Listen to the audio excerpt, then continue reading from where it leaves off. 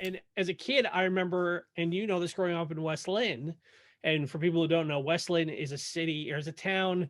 It's about what, half an hour thereabouts southeast of Yeah. Portland. Uh-huh.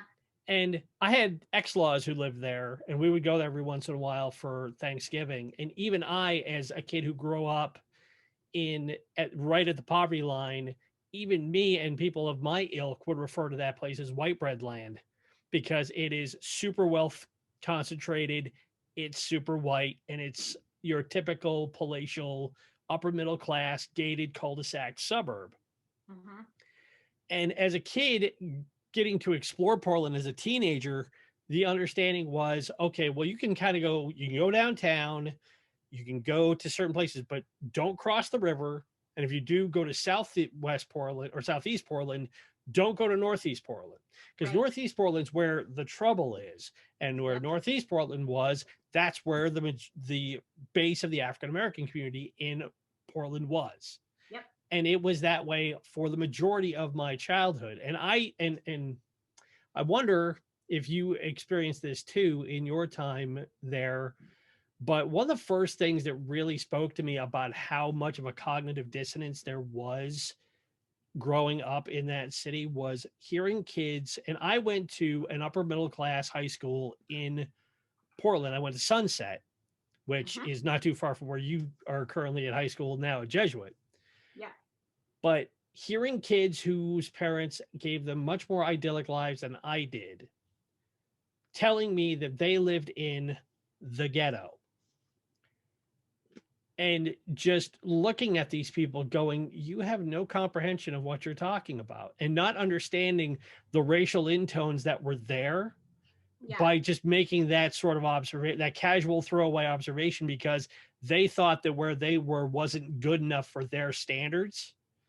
And having been to Boston and seen how African American people lived there and seen Mm-hmm. actual ghettos, because that's Yeah. the way the city segregated itself through the 40s, 50s, 60s, and 70s, and Yeah. knowing that there were sections of town that had been legitimate ghettos, going, you have no comprehension of that. Right. As a kid growing up for you, what was your experience with that?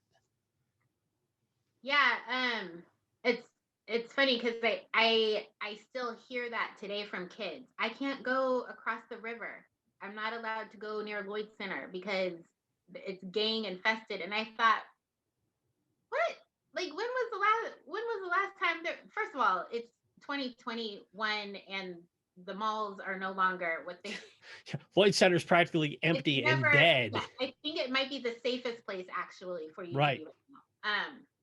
But I still hear that sentiment of, oh, that's the bad place, or that's the dangerous place. So it Northeast, even though it is the most gentrified place now. Like Mm-hmm. there's the Whole Foods on every corner, and there's like biking lanes biking lanes everywhere. Like it is far from the idea of what it used to be. But years after, because gentrification kind of started in the 90s, right, and has Right. built up. But that perception of Northeast Portland is still really prevalent Yeah. right now.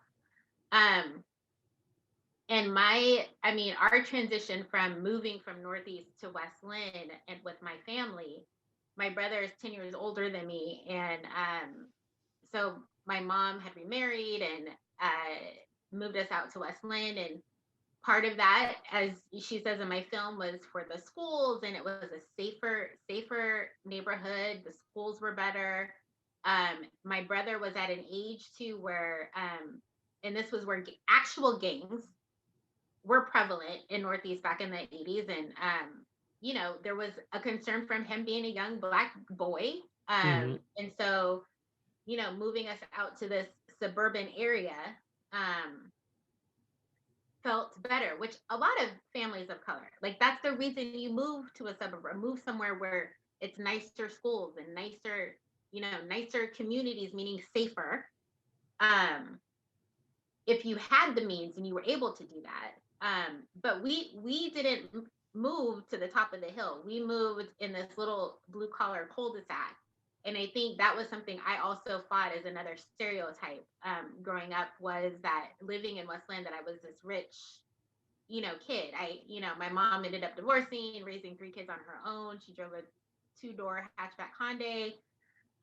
We lived at the bottom of the hill. So there's pockets, in upper class communities that are just regular folks trying to get by, trying to do their thing. And so it was, that twofold of fighting that I'm this like upper middle class rich kid, which was never the case. And so I hated telling people where I lived, because I would get this, oh, you're a rich girl. And I was like, man, I wish I was rich. My mom just brought a box home from the Salvation Army with some government cheese in it. So I don't know which person,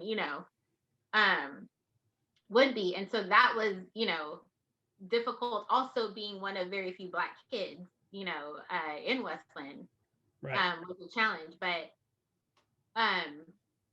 yeah, Westland was definitely one of those places where like you're in between Lake Oswego, which is another upper class, Oh, yeah. and then on the other side is Oregon City. Right. So a lot of times and my mom, my family was still in Northeast, my mom worked in Northeast. So we were, I was at school during the week, and then I was in, the city in Portland, when I wasn't at school. So, and every time I remember taking the bus, but we had to take the bus often. Again, my mom was a single mom, so we had wherever, if she was somewhere and couldn't get back to bring us somewhere, we had to take the bus places, which a lot of people didn't take the bus because they had parents that would drive them around, or they got their cars or whatever. Right. But I remember waiting for the bus with my sister, and like friends like, oh my God, where are you guys going? Oh, we're going into Portland. We got to meet my mom. Whatever. Oh my God, that's so scary. And oh my God, why would you go into Portland? Why would she let you go by yourself? And I'm like, why? Like, what is, I never really understood what people thought was going to happen if they went into Portland. Like, I never like understood it, because a lot of the people that I was friends with, or, neighbors, either went to Lake Oswego or they went to Oregon City. And that was it. That's the only places they ever would venture to, right? That was the extent of their sphere. Yeah, that was the bubble. Lake Oswego, Oregon City, Westland. So that was always like interesting of, people's perceptions of outside of the bubble, or what's out there, Right. Hey guys, Devin here. Thanks for watching. Be sure to leave a like, subscribe to the channel if you're new, and check out the links below for more great original content. Talk to you soon. Bye.